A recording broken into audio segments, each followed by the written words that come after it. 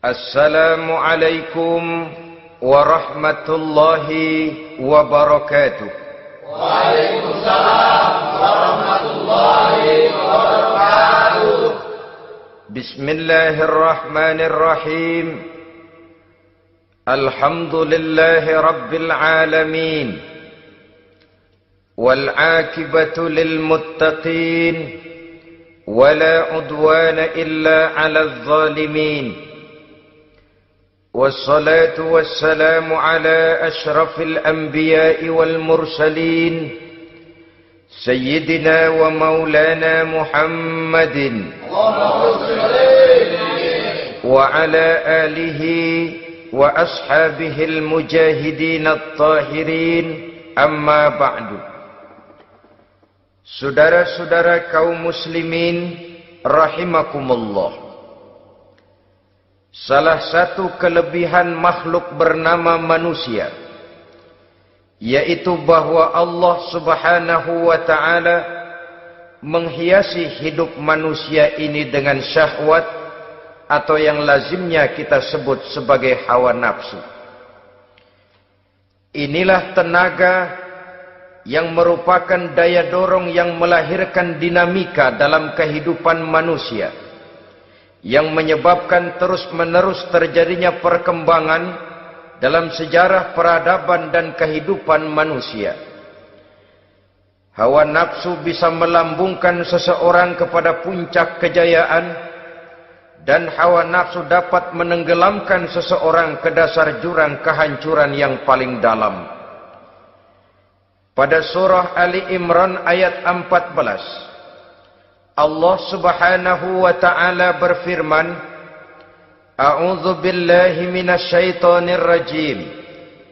Zuyyina lin-nasi hubbus syahawati minan nisa'i wal banin wal qanatiril muqantarati minadh dhahabi wal fiddah wal khaylil musawwamati wal an'ami wal harth. Dzalika mata'ul hayatid dunya. Wallahu indahu husnul ma'ab. Mari kita perhatikan ayat ini lebih dekat lagi.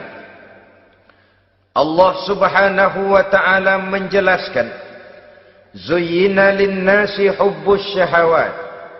Makhluk manusia itu dihiasi dengan hawa nafsu. Dengan kata lain, hawa nafsu adalah perhiasan. Manusia tanpa hawa nafsu sama saja dengan orang yang tidak berhias, monoton, tidak mempunyai perkembangan dalam gerak kehidupannya. Tetapi kalau hawa nafsu adalah perhiasan, maka jika kita berbicara soal perhiasan, ada dua hal yang harus menjadi catatan pokok. Pertama, kapan satu perhiasan boleh kita pakai? Yang kedua, di mana perhiasan itu harus kita pakai? Kalau saudara berdandan rapi, pakai sepatu dengan kaos kaki, celana, jas, pakai dasi segala macam, tapi itu saudara lakukan pada saat saudara akan pergi ke WC, maka saudara sudah memakai perhiasan tidak pada waktu yang tepat. Begitupun sebaliknya, kalau jam tangan saudara pakai di kaki, kopiah saudara pasang di kaki, lalu sepatu naik ke atas jidat, maka saudara memakai perhiasan tidak pada tempatnya yang tepat. Demikian juga sifat yang bernama nafsu. Kapan dia boleh diperturutkan, di mana dia boleh disalurkan, adalah tugas daripada agama untuk mengatur syahwat atau hawa nafsu. Lihatlah kehidupan malaikat. Malaikat makhluk yang diciptakan Allah tanpa hawa nafsu. Maka kehidupan malaikat monoton. Malaikat tidak mempunyai peradaban dan kebudayaan. Malaikat adalah makhluk yang secara instingtif diciptakan untuk berbakti, tidak punya alternatif atau pilihan lain. Saudara lihat, Ada malaikat yang sejak diciptakan diperintahkan untuk sujud, sujud saja sampai sekarang enggak bangun-bangun. Ada malaikat yang sejak diciptakan diperintahkan untuk tasbih, tasbih saja, yang lain tidak. Ada malaikat yang sejak diciptakan diperintahkan mencabut nyawa, nyawa saja urusannya, yang lain tidak. Pekerjaannya monoton. Tetapi memang karena tidak ada hawa nafsu, tidak ada kecenderungan malaikat untuk nyeleweng. Belum pernah kita dengar misalnya ada malaikat Jibril korupsi ayat. Ini kelihatannya ayat bagus ini, nggak usah disampaikan kepada bawahan Muhammad, dipakai sendiri saja. Tidak. Kita belum pernah dengar malaikat maut keliru mencabut nyawa orang yang belum waktunya modar. Belum pernah. Malaikat itu ibadun mukramun la ya'sunallaha fima amarahum wa yaf'aluna ma yu'marun. Maka kehidupan malaikat adalah monoton. Dinamika tidak ada, peradaban dan kebudayaan juga tidak ada. Andai kata bumi dan seluruh isinya diserahkan kepada malaikat untuk mengisinya, barangkali saudara tidak akan pernah kenal jembatan Semanggi, saudara tidak akan pernah kenal Monas, gedung-gedung bertingkat, gedung-gedung pencakar langit. Semua yang menggerakkan itu adalah karena manusia mempunyai hawa nafsu. Nah, kemudian pada kalimat berikutnya Allah memberikan rincian. Apa nafsu kepada apa yang paling menonjol dalam kehidupan manusia itu? Pertama, minan nisa, hawa nafsu kepada perempuan. Ini tentu yang ditujukan laki-laki. Dimanapun saja makhluk bernama laki-laki, kalau dia normal, tidak impoten, mesti suka kepada perempuan. Itu wajar, bin pantas alias normal. Tetapi tadi saya katakan di awal, nafsu kepada perempuan adalah perhiasan.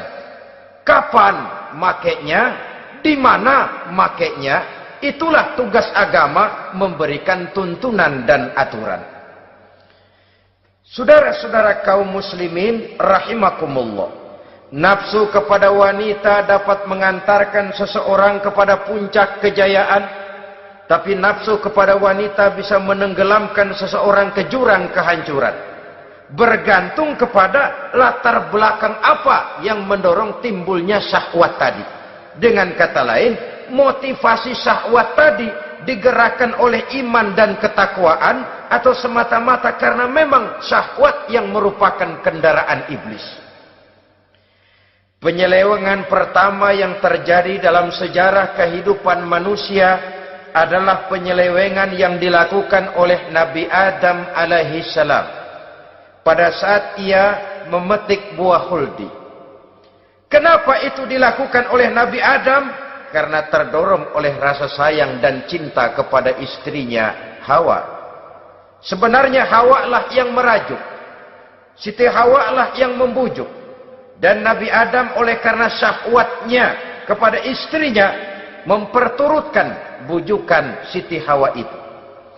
Peristiwa Nabi Adam ribuan tahun yang lalu akan terus relevan sampai ke zaman kita sekarang ini. Berapa banyak orang-orang yang karena terlalu ingin menyenangkan istrinya, lalu tidak segan-segan melakukan perbuatan yang menyimpang, baik itu merugikan orang lain, merugikan masyarakat, bahkan merugikan bangsa dan negaranya. Seorang pedagang tidak akan segan-segan menipu. Sebaliknya pun begitu. Tidak jarang wanita di dalam kelemahannya bisa menenggelamkan dunia. Seorang suami yang jujur, polos, lugu, sederhana bisa jadi koruptor ulung karena didorong-dorong oleh istrinya. Istrinya barangkali bisa saja dibakar-bakar oleh tetangganya. Suaminya jujur, sederhana, kepala bagian, tempatnya basah tapi melarat. Istri rupanya tidak sabar melihat gaya hidup yang makin konsumtif, persaingan yang makin tajam. Suaminya dikipas-kipasin. Kata istrinya, bang, tetangga sebelah kita lakinya pegawai kecil, bang, tapi gelangnya kayak pelek beca. Abang ini kepala bagian tidak bisa membelikan saya macam itu, percuma lah. Kata suaminya, ya bagaimana bu, gaji saya cuma segitu-gitunya. Ya namanya kepala bagian, apaan, kayak sabet dulu. Kalau sudah berpikir ke arah ini, artinya sudah ngipasi suaminya untuk melakukan tindakan yang tidak wajar. Saudara-saudara kaum muslimin rahimakumullah, sejak zaman klasik sampai kepada zaman kita sekarang ini, kita melihat kecenderungan syahwat kepada wanita ini. Julius Caesar yang katanya gagah perkasa, ternyata tunduk di bawah kaki Cleopatra. Napoleon Bonaparte, the Lion of Europe, singa daratan Eropa, luas kekuasaannya, gagah perkasa tentaranya, kepada siapa dia tunduk? Ke bawah kakinya Margaret Josephine. Demikianlah di zaman kita sekarang, kita melihat di Jepang, betapa Perdana Menteri Uno didesak mengundurkan diri dari jabatan Perdana Menterinya oleh karena terlibat skandal dengan geisha. Kita juga melihat di Amerika betapa Senator Gary Hart dari Partai Demokrat yang masih muda, jenius, diharapkan masa depan Amerika lahir dari tangannya, terpaksa mengundurkan diri dari calon presiden oleh karena terlibat skandal dengan Donna Rice. Kita juga menyaksikan betapa parlemen dan kabinet di Inggris sempat geger oleh karena skandal Pamela Bordes, pelacur kelas kakap yang melanglang buana mencari sasaran-sasaran kakap. Ini adalah kisah kejatuhan yang diakibatkan oleh hubbus syahawat minan nisa. Oleh karenanya benar jika Nabi kita menyatakan an-nisa'u imadul bilad, wanita adalah tiang negara. Jikalau baik wanita, baik negara. Jikalau rusak wanita, hancur negara. Kalau syahwat kepada wanita cuma semata-mata karena syahwat, maka seorang laki-laki akan memandang wanita cuma sekedar alat pemuas hawa nafsu. Nilainya rendah. Sedangkan agama kita mengajarkan ma akraman nisaa illa karimun wa ma ahanan nisaa illa laimun, kata Nabi. Tidak akan menghormati kaum wanita kecuali orang-orang yang terhormat, dan tidak akan merendahkan derajat kaum wanita kecuali memang orang-orang yang rendah moralnya. Dengan kata lain, apabila syahwat minan nisa ini dilandasi dengan semangat iman dan ketakwaan, maka kehidupan Rasulullah sallallahu alaihi wasallam sungguh menjadi figur dan contoh dalam kehidupan kita. Perkawinannya bukan karena wajah yang cantik semata-mata, tapi lebih merupakan nilai ibadah kepada Allah Subhanahu wa ta'ala.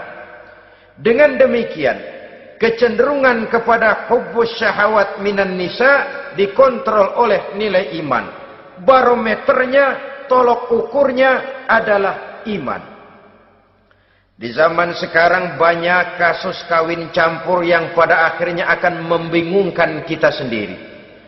Padahal Al-Quran secara jelas dan tegas memberikan bimbingan. Orang itu kalau sudah, kata Imam Syafi'i, wa ainur ridha an kulli aibin kalilatun kama anna aina suhti tubdil masawiya. Mata kalau dibalut cinta dia buta terhadap nista. Tapi mata kalau dibalut benci hanya melihat yang keji-keji saja. Biasanya cinta kepada wanita memang bisa menimbulkan dorongan yang positif, tapi juga bisa membuat seseorang buta sama sekali. Dorongan yang positif paling kurang dari segi penampilan. Coba lihat lelaki kalau lagi demen perempuan, lenjeh banget kan. Sisiran rambutnya rapi, teriskaan bajunya lancip, sepatunya mengkilat, kantong celananya tebel, perkara anduk isinya bukan soal. Yang penting kan gaya. Lalu dinamis, kreativitasnya ada saja timbul. Tapi pada sisi lain, jikalau orang sudah kehilangan pertimbangan, juga kadang-kadang tidak segan-segan mengorbankan akidah, mengorbankan nilai-nilai iman. Padahal ini taruhan utama, sampai Quran dengan tegas memberikan peringatan. Wala ammatun mu'minatun khairun min musyrikatin walau a'jabatkum. Perempuan budak yang hitam legam, kalau beriman, itu lebih baik untuk dinikahi daripada wanita cantik berkulit kuning langsat tapi musyrik. Lebih baik budak yang hitam legam beriman daripada wanita cantik berkulit kuning langsat berhati bangsat. Tapi kita kadang kehilangan pertimbangan. Karena agama, karena cinta agama digadaikan. Karena cinta akidah terjual. Karena cinta keyakinan jadi korban. Ini semua penyakit yang datang dari hubbus syahawat minan nisa. Kecenderungan mengumbar nafsu kepada perempuan. Ini memang perhiasan, tapi bisa juga jadi bumerang dalam kehidupan manusia. Berapa banyak penyelewengan terjadi karena pengaruh wanita yang tidak bisa jadi bisa. Ini pengaruh di dalam kehidupan memang sedemikian besarnya. Sehingga saudara-saudara kaum muslimin, inilah yang perlu dikendalikan dalam kehidupan, kapan dan di mana. Kalau nafsu adalah perhiasan, kapan dan di mana perhiasan itu harus kita pakai. Di mana dia harus kita tempatkan. Begitu juga yang menyangkut soal perempuan. Kapan? Ya kapan? Tentu kalau sudah nikah. Di mana? Yang jelas bukan di depan umum.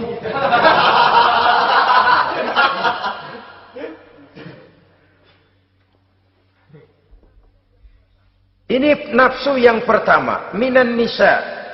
Yang kedua, wal banin. Dihiasi juga manusia dengan kecintaan kepada banin. Makna banin di sini al-aulad, anak-anak laki. Kenapa disebut banin, anak-anak laki? Karena pertama, sering anak laki itu lebih jadi kebanggaan buat orang tuanya ketimbang anak perempuan. Sebabnya apa? Pertama, faktor nasab. Silsilah lebih kuat kepada laki-laki ketimbang perempuan. Yang kedua, faktor cita-cita. Orang tua kalau punya anak laki-laki, cita-citanya panjang. Nak, kau nanti jadi dokter ya. Nak, jadi insinyur ya. Nak, jadi pilot ya. Nak, jadi pengusaha ya. Nak, jadi presiden ya. Tapi kalau dia punya anak perempuan, paling, ya nak, mudah-mudahan nanti kamu dapat jodoh orang baik nak. Dapat jodoh orang soleh. Saudara-saudara, yang ketiga, anak perempuan itu kalau sudah berkeluarga, biasanya pindah kepada lingkungan keluarga lain. Sehingga orang berkata, punya anak perempuan banyak sebenarnya seperti agen. Artinya ada yang mau bawa, kan begitu. Ada yang minta, ambil. Ada yang berminat, buntel. Paling dia nengokin orang tuanya ya lebaran. Ya syukur kalau sebulan sekali atau seminggu sekali. Tapi minimnya kan lebaran. Dengan demikian dari garis nasab ini lebih kuat al-banin ketimbang al-banat. Manusia dihiasi dengan kecintaan kepada anak-anak. Sering karena terlalu cinta kepada anak, kita menjerumuskan anak. Terlalu sayang kepada anak, segala maunya kita perturutkan tanpa kendali dan kendala. Akhirnya sifat yang demikian itu malah mendorong anak untuk manja, tidak percaya kepada kemampuan yang dimilikinya, selalu mengandalkan kepada kebesaran, kemampuan daripada orang-orang yang dibanggakannya itu. dan dalam kondisi demikian kedewasaan dan tanggung jawabnya akan lambat berkembang. Maka Allah Subhanahu wa taala memperingatkan bahwa harta dan anak bisa menjadi fitnah. Dalam ayat lain Allah juga memperingatkan, ya ayyuhalladzina amanu la tulhikum amwalukum wa auladukum an dzikrillah. Wahai orang-orang yang beriman, jangan sampai hartamu dan anak-anakmu memalingkan kamu daripada mengingat Allah. Jangan sampai kesibukanmu kepada anak dan harta benda menyebabkan kamu sampai lupa mengingat Allah Subhanahu wa taala. Berapa banyak manusia yang tenggelam dengan melupakan Allah, jauh dari agama, jauh dari tuntunan syariat, oleh karena disibukkan oleh persoalan anak dan persoalan harta benda.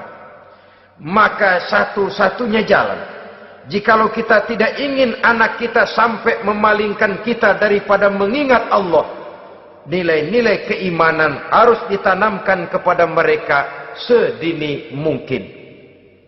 Dengan bekal ini, maka mereka, anak-anak kita, insya Allah tidak akan membuat kita orang-orang tua ini berpaling daripada mengingat Allah, berpaling daripada kehidupan beragama. Memang karena anaklah kita orang tua peras keringat banting tulang, pergi pagi pulang sore cari nafkah. Karena anaklah kita orang tua, kepala jadi kaki, kaki jadi kepala. Asal mereka bisa menikmati hari depan yang lebih baik dari yang kita nikmati sekarang ini. Tapi berapa banyak juga orang-orang tua yang tidak sadar akan amanah berupa anak ini. Mereka lalai, mereka bersikap masa bodoh, padahal tidak akan ada yang tidak dipertanggungjawabkan di hadapan Allah Subhanahu wa taala. Orang tua bisa mendapat pensiunan pahala kalau anaknya tumbuh menjadi anak yang soleh. Tetapi orang tua pun bisa saja masuk neraka karena anaknya menjadi anak yang kurang ajar dan orang tuanya sama sekali tidak pernah memberikan pendidikan yang sebagaimana mestinya. Saudara-saudara kaum muslimin rahimakumullah, kita tentu berharap memperoleh pensiunan pahala dan bukan mendapat tambahan dosa dari kekurang ajaran anak-anak kita akibat kita sebagai orang tuanya tidak pernah mau mendidik mereka. Dalam hadis ada diriwayatkan, ada anak kurang ajar, sembahyang tidak, puasa ibadah tidak, kenal Allah tidak, beriman pun tidak, dosa kelewat banyak, kejahatan berkarat. Di akhirat nanti disidang dia, ditanya, kamu kenal siapa Tuhanmu? Tidak. Kamu tahu siapa nabimu? Tidak. Kitab sucimu apa? Tidak tahu. Kiblatmu di mana? Tidak ada. Kamu sholat? Tidak pernah. Kamu puasa? Tidak pernah. Wah, kalau begitu kamu rusak sekali. Kamu neraka. Anak ini mengajukan protes. Saya menuntut keadilan. Benar saya tidak kenal siapa Tuhan saya. Saya tidak tahu apa kitab suci saya. Saya tidak pernah mendirikan sholat. Tidak pernah melaksanakan puasa. Pendeknya tidak ibadah dan tidak iman. Tapi semua itu terjadi. Sebab-sebabnya tidak lain karena orang tua saya tidak pernah mendidik dan mengajarkan saya. Orang tua saya tidak pernah mengarahkan saya ke jalan itu. Sampailah saya seperti keadaan yang sekarang ini. Orang tua saya enak-enakan ngaji, saya teler diantepin aja. Orang tua saya memegang kitab, saya megang botol. Dia tahu, dia diam saja. Dia tahu dan dia tidak memberikan peringatan. Karena orang tua saya lah, maka saya jadi seperti sekarang ini. Kalau saya harus masuk ke dalam neraka, saya menuntut keadilan agar orang tua saya juga ikut bersama saya gabung ke dalam neraka. Orang tuanya yang baik-baik dipanggil, Sudah mau berangkat ke surga nih orang tua, dipanggil, "Ntar dulu mas, ini dulu." Mau kemana, kencang banget? Surga pak, nanti dulu urusan belum beres. Ini benar anakmu ini? Dilihat anaknya, iya anak saya ini.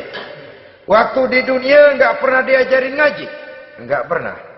Sampai dia nggak kenal Tuhannya, nggak kenal nabinya, nggak kenal kiblatnya, nggak kenal kitabnya.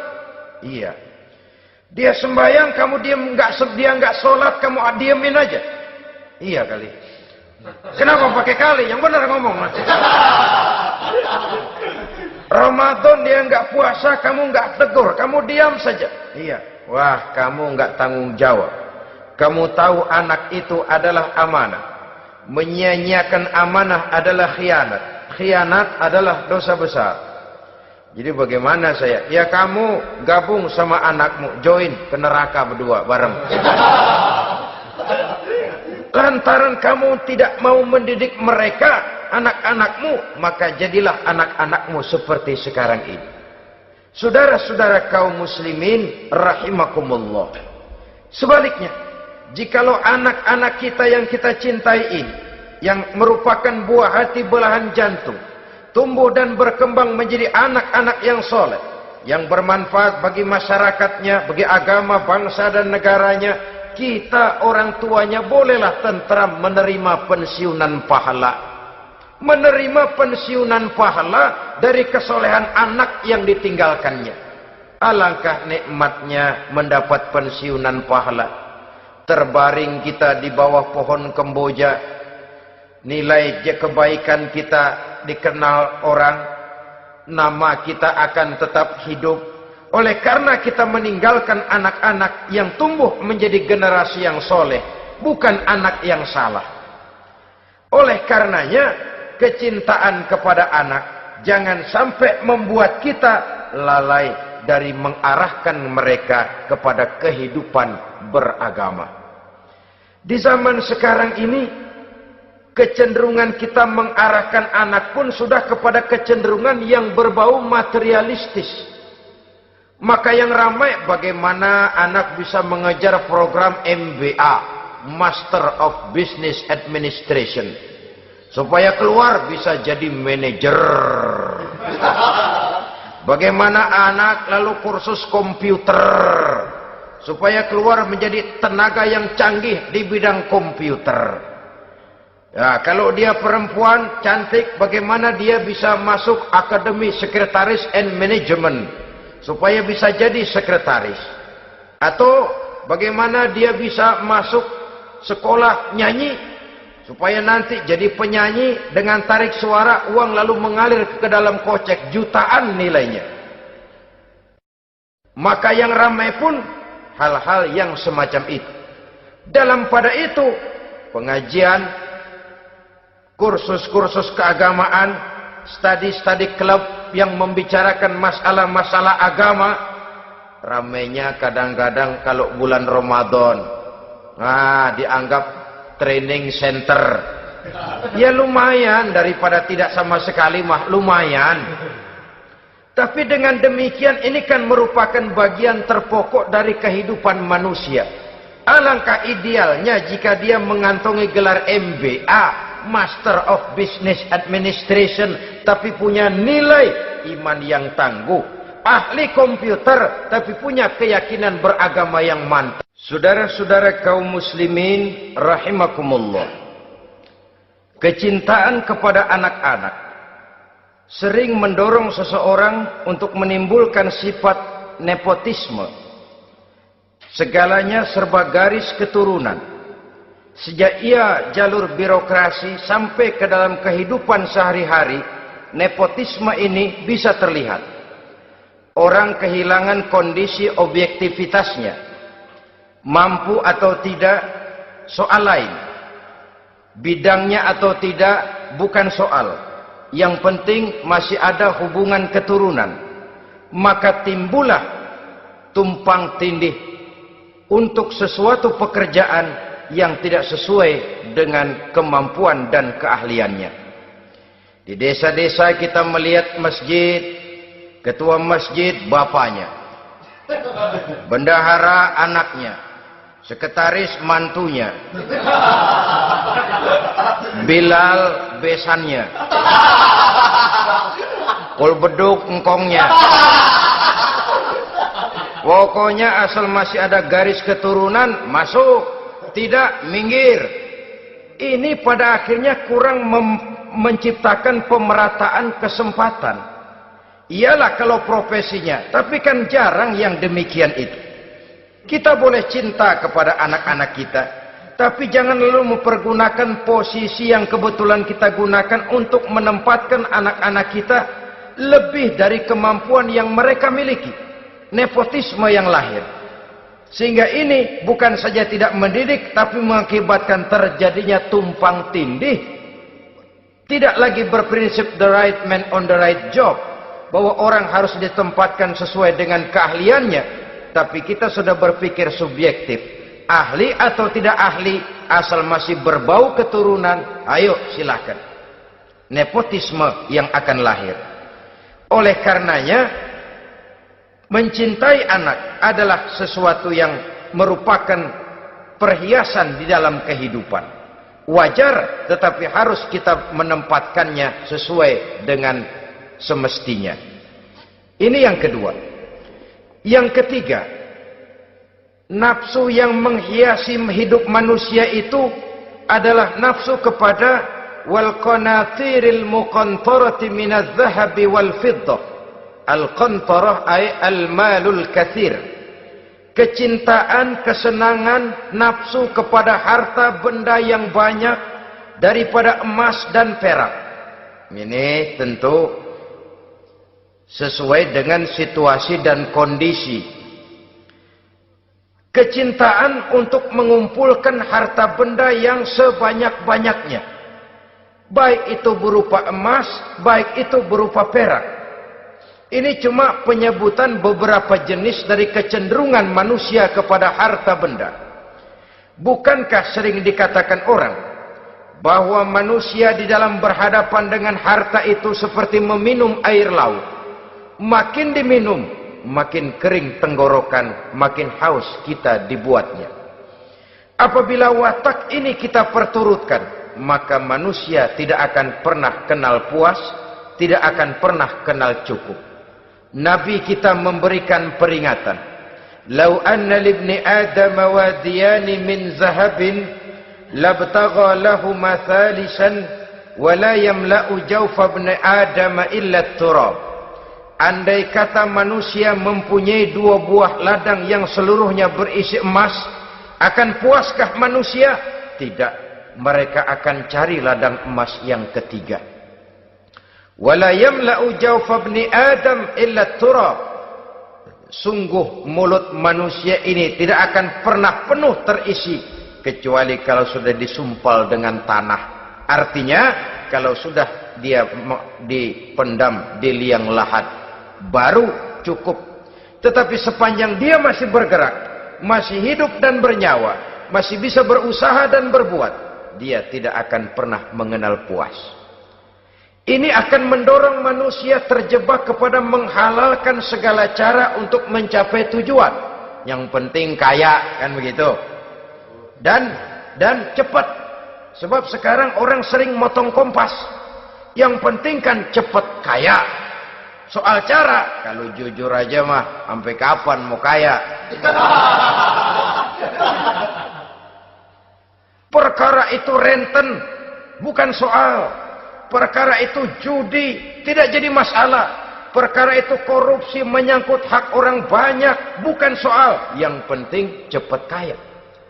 Dan anehnya lagi, tidak malu menumpuk kekayaan dengan cara yang tidak wajar. Ya kan orang hidup bermasyarakat tuh bisa dianalisa tuh. Emang usahanya apa sih? Gajinya sebulan berapa sih? Kok bisa gitu-gitu bener sih? Dari mana sih? Secara langsung orang tidak berani bertanya, tapi dari mulut ke mulut akhirnya tersebar jadi rahasia umum. Si Ano kan punya Ano, dia Anonya seano.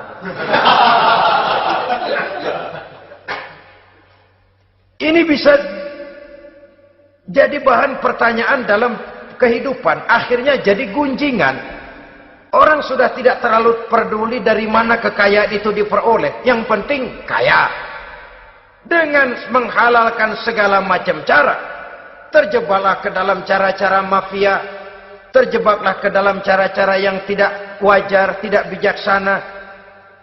Memperkuat klik, clean, dengan menghantam yang lain. Saudara-saudara kaum muslimin rahimakumullah, bahwa manusia punya nafsu ingin kaya itu boleh. Boleh. Agama memberikan tuntunan, memberikan aturan. Tidak hanya sekedar asal kaya, tidak hanya sekedar asal banyak harta. Malahan hadis menyatakan, kalau saudara diberikan umur panjang, pertanyaan akhirat cuma satu kok. Umurmu kau habiskan di mana? Kalau saudara diberikan amanah berupa ilmu pengetahuan, pertanyaan akhirat juga cuma satu kok. Ilmumu kau amalkan untuk apa? Tapi kalau kita diberikan amanah berupa harta benda, pertanyaan akhirat itu dua. Min aina iktasabahu wa fima anfaqahu. Dari mana hartamu kau dapat, kemana hartamu kau belanjakan. Dari mananya ditanya, kemananya juga ditanya.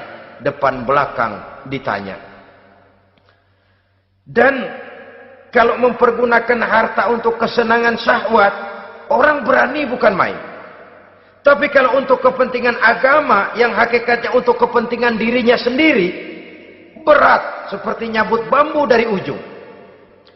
Orang kalau menyumbang masjid 100.000, itu kan zohirnya memberikan panitia masjid. Tapi hakikatnya kan dia nabung buat dirinya sendiri. Seolah-olah dia cuma berkata, Pak, tolong saya titip 100.000, ini untuk kepentingan saya di akhirat nanti. Silakan uangnya mau dibelikan semen, pasir, kaca, pintu, jendela, silakan. Saya cuma titip ini untuk saya di akhirat nanti. 100.000 Pak. Zohirnya dia memberikan kepada panitia masjid, madrasah, pesantren, yatim piatu. Hakikatnya dia nabung buat dirinya sendiri di akhirat. Malah tabungan ini bukan SDSB namanya, SDBS. Sumbangan dana berhadiah surga. Itu SDBS namanya. Sekarang orang mengejar SDSB, lalu berat mengejar SDBS. Sumbangan dana yang berhadiah surga. Langsung dari Allah subhanahu wa ta'ala. Coba kalau dia main golf, sewa lapangan golf itu 400-500 ribu sebulan. Paling 4-5 kali main. Beli stick golfnya saja sampai jutaan. Datang panitia pembangunan masjid 100.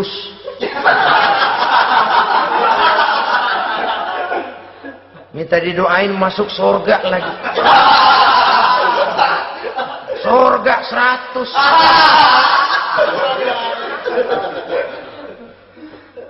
Saudara-saudara kaum muslimin rahimakumullah.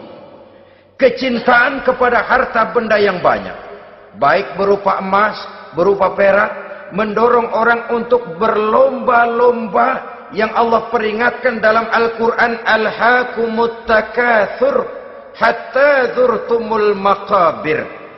Kamu telah lalai akibat kamu berlomba-lomba memperbanyak materi dunia. Hatta zurtumul maqabir, sampai kamu dekat masuk ke liang kubur, baru rupanya sadar bahwa perlombaan ini tidak akan pernah sampai ke garis finish. Betapapun jauhnya rally Paris-Dakar, garis finishnya ada.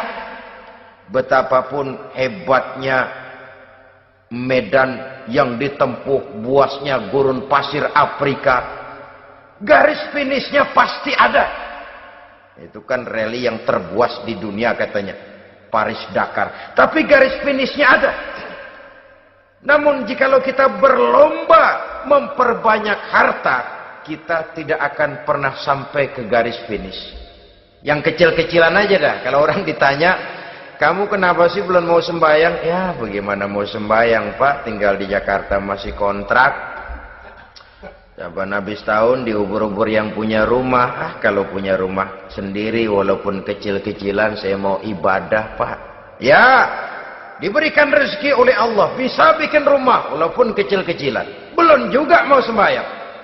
Kok belum juga sembahyang? Iya Pak, rumah emang udah punya sendiri, cuman kecil Pak. Atasnya atap, kalau hujan aja bocor. Kalau bisa bikin rumah yang permanen Pak, tenang, saya ibadah, sembahyang saya rajin. Iyalah, diberikan rezeki bisa bikin rumah permanen. Bagus rumahnya. Lain lagi. Iya, rumah sudah permanen, tembok, kubin, cuman isinya belum ada Pak, perabotannya. Aduh.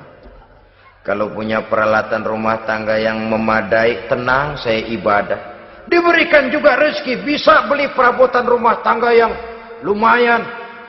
Di atas tehelnya sudah pakai karpet, mebelnya spaghetti, tempat tidurnya alga spring bed dan low pillow, ada kulkas, ada TV, di sebelah TV ada kunci mobil.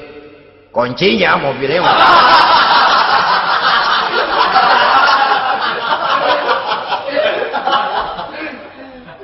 Bagaimana? Sekarang sudah cukup perabotan? Perabotan sudah ada Pak, cuman kendaraan belum punya ini. Kemana-mana masih ngukur jalanan aja. Kalau punya kendaraan enak, kemana-mana cepet Pak, mau ke masjid juga getap dah, rajin. Diberikan rezeki, bisa beli kendaraan. Lain lagi nanti. Sudah punya sepeda, pengen punya motor, kepengen punya mobil, kepengen punya pesawat terbang, pengen punya kapal induk. Sudah punya kebun, pengen beli sawah, sudah punya sawah, pengen punya gunung, sudah punya gunung, laut diborong. Perlombaan materi tidak akan pernah membawa kita ke garis finish. Karena sifatnya sangat abstrak, bahkan akan mendorong kita seperti gurita. Cenderung kepada penyakit tamak bin rakus alias serakah. Dengan demikian saudara-saudara, bahwa kecintaan kepada harta merupakan nafsu, dan nafsu itu adalah perhiasan, dia bisa menjadi daya dorong positif. Kalau dalam upaya memperoleh harta itu kita tidak akan keluar dari tujuan keridhaan Allah. Saya cari nafkah, tapi yang Allah ridho. Saya ingin kaya, tapi dengan cara yang Allah ridho. Ini kunci yang akan menyelamatkan kita manusia dari perangkap menghalalkan segala cara. Ini yang ketiga. Yang keempat, dihiasi manusia itu dengan nafsu kepada wal khailil musawwamah, kuda yang bagus, kendaraan yang bagus, kuda yang terpelihara. Al-musawwamah ada yang mentafsirkan ar-ra'iyah. Ar-ra'iyah itu yang digembalai. Binatang ternak, kuda yang digembalai atau kuda yang diikat. Artinya, kalau dulu kan yang namanya tuan-tuan tanah itu baru dibilang bejeger kalau kemana-mana naik kuda. Jet set zaman dulu itu udah kelompok jet set, itu kendaraan. Kalau sekarang baby benda, dulu mah kuda band.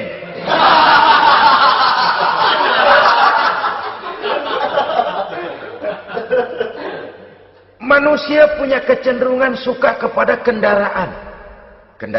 Apalagi di zaman sekarang ini, wah, iklan-iklan itu kan sangat menggoda kita.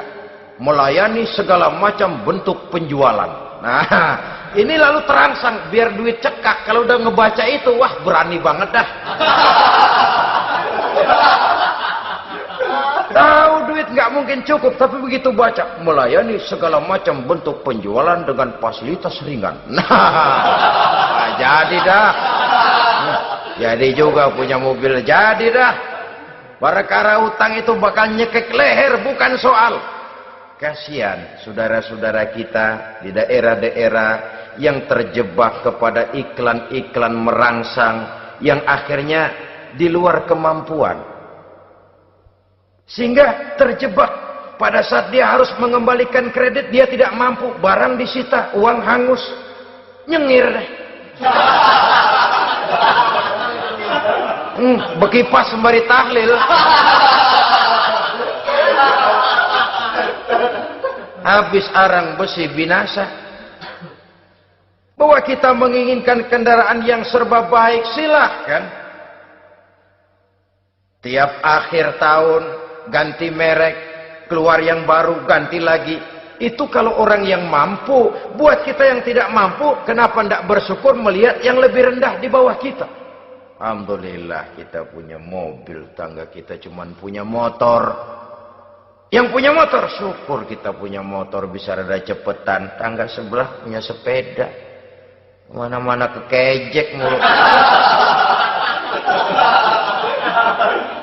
Yang punya sepeda, alhamdulillah punya sepeda. Tangga sebelah kemana-mana jalan kaki. Yang jalan kaki, syukur masih bisa jalan. Temen sebelah lumpuh bertahun-tahun nggak. Yang lumpuh, alhamdulillah masih hidup. Tangga sebelah kemarin out nggak balik lagi. Saudara-saudara, saya pikir menengok ke atas itu perlu supaya ada rangsangan kita untuk maju.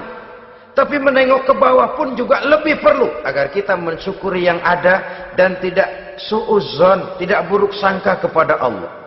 Apa yang diberikan Allah kepada kita sekarang ini, itulah yang terbaik menurut Allah untuk kita.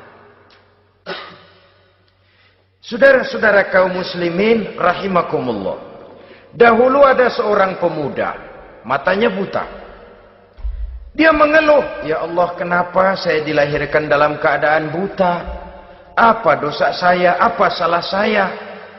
Andai kata saya tidak buta, saya melihat keindahan alam ini, saya lebih akan bersyukur kepadamu ya Allah." Nah, sudah, dia berburuk sangka kepada Allah.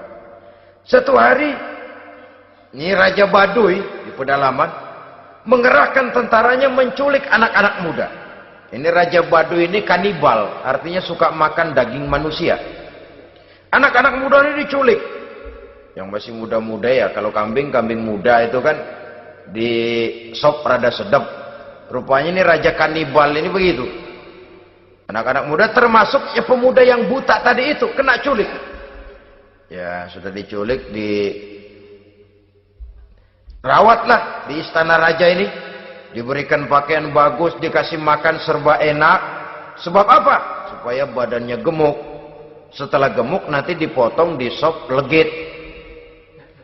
Udah, kerjanya cuma makan tidur, fasilitas nikmat, tidur enak.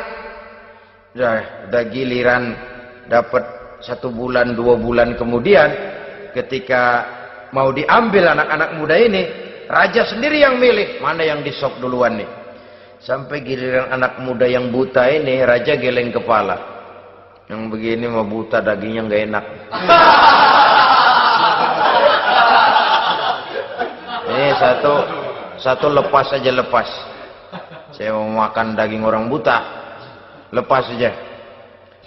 Pulang ini anak muda, batinnya bersyukur, sujud syukur, ya Allah, katanya untung saya buta.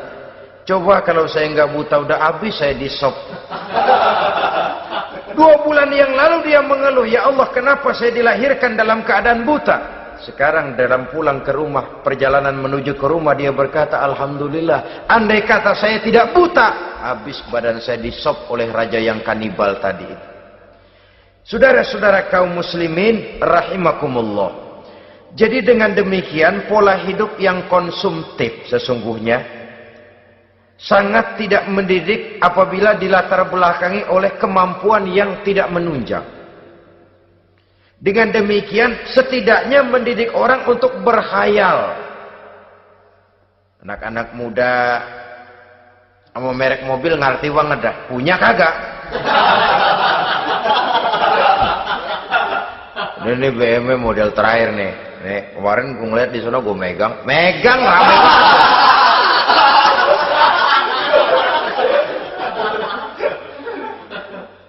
tulul amal. Ini kalau tidak diimbangi dengan saluran yang positif, dia akan terjebak kepada penyakit tulul amal, panjang angan-angan.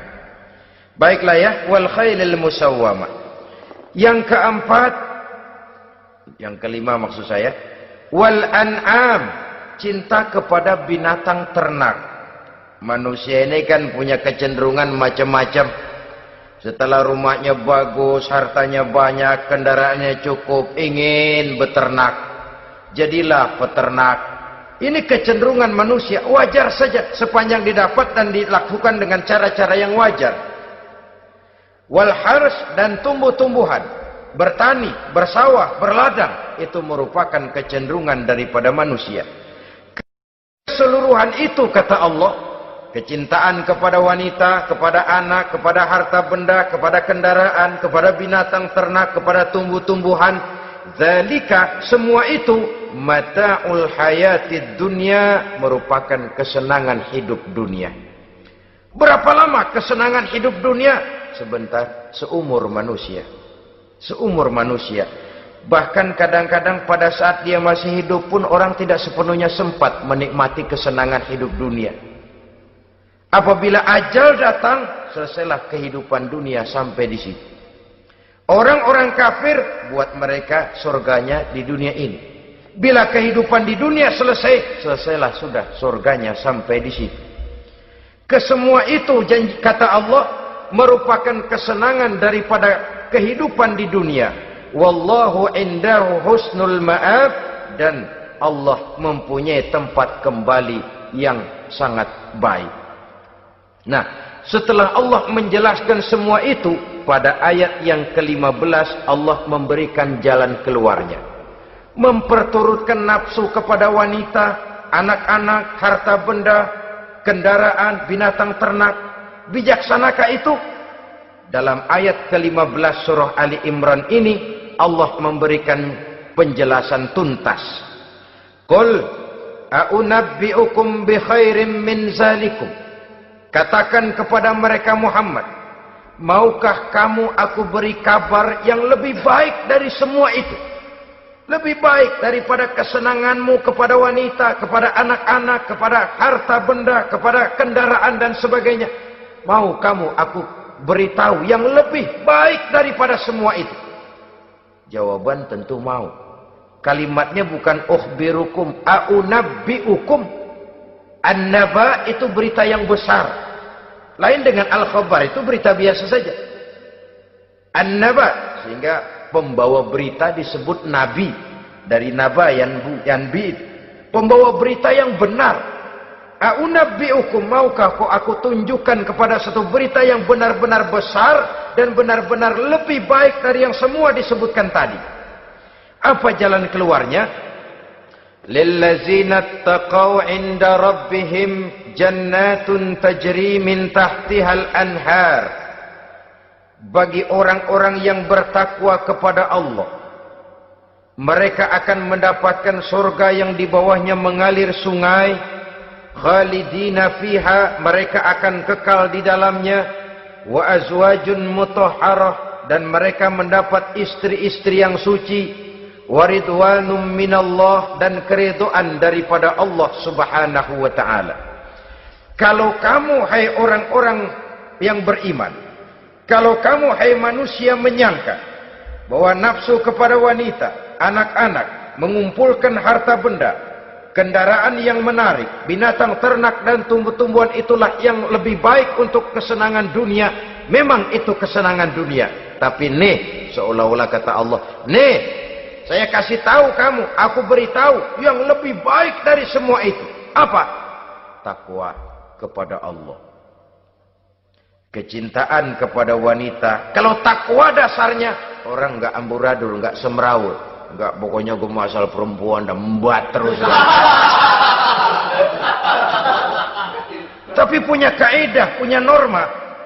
Demikian juga kepada anak-anaknya. Demikian juga kepada harta benda.